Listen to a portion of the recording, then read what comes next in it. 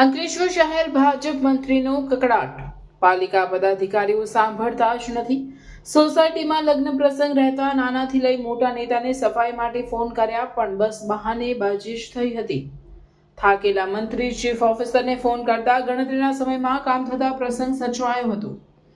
પોતાના જ નેતાનું ન સાંભળતા કાળું કરતા નારાજગી જોવા મળી રહી હતી. અંકલેશ્વર શહેર ભાજપ સંગઠનના હોદ્દેદારોમાં હાલ એક ગણગણાટ જોવા મળી રહ્યો છે. તાજેતરમાં ભાજપ સંગઠન મંત્રીના વિસ્તાર શુભ પ્રસંગ હોય જેને લઈ મંત્રીના વિસ્તારમાં હોય તેના માટે સફાઈ કામ માટે પાલિકા સંબંધિત વિભાગના સભ્યને તેમજ ચેરમેનને અને પ્રમુખને ફોન કર્યો હતો.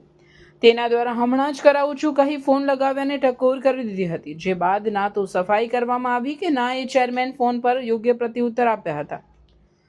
અંતે પોતાના ઇજ્જત અને પાર્ટીની લાજ રાખવા માટે પાલિકા ચીફ ઓફિસરને ફોન કરતા ગણતરીના સમયમાં કામ કરાવી આપ્યું હતું.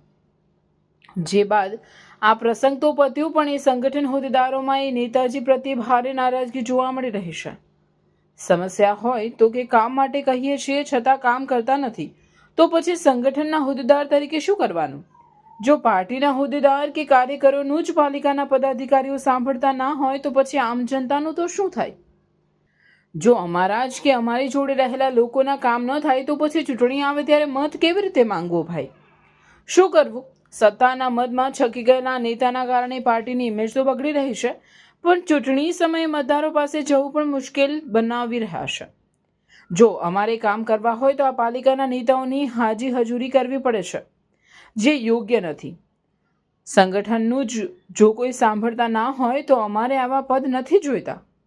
સંગઠનની પાર્ટી મિટિંગમાં આ મુદ્દે મારે પદ છોડવાના રાજીનામું આપવું પડે તે સ્થિતિનું નિર્માણ થયું છે. આવો કકળાટ ભાજપ સંગઠન આ હોદ્દેદારોનો સામે આવતા સૌ કોઈ આવક થઈ ગયા છે. તો શું પાલિકા પર પક્ષના સભ્યો પક્ષ કરતા મોટા છે? જે સંગઠન પર જીતીને પાલિકામાં આવ્યા છે તે સંગઠનના હોદ્દેદારોની કોઈ કિંમત નથી તેવા સવાલ ઊભા થઈ રહ્યા છે. ત્યારે હાલ તો પાલિકાના ચેરમેન, પ્રમુખ અને સંગઠન મંત્રી કોણ તેવી ચર્ચા ટોક ઓફ ધ ટાઉન બની છે.